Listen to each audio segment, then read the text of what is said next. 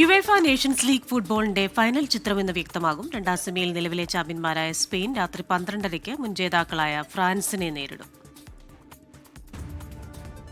കിരീടം നിലനിർത്താൻ സ്പെയിൻ, തിരിച്ചുപിടിക്കാൻ ഫ്രാൻസ്.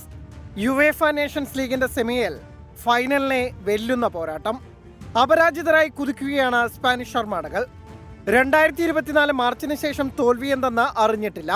15 ജയങ്ങളും 3 സമനിലയുമായി മുന്നേറുന്ന ലാ റോജകൾ ഇതിനിടെ യൂറോപ്യൻ വൻകരയുടെ ചാമ്പ്യന്മാരുമായി. യുവാവേശവും അനുഭവ സമ്പത്തും സമാസമം ചേർത്തുള്ള ലാ ഫുവന്തയുടെ ടീമിന് അടുത്ത കൊല്ലത്തെ ലോകകപ്പ് ഒരുക്കമാണ് ഈ യുവേഫ നേഷൻസ് ലീഗ്.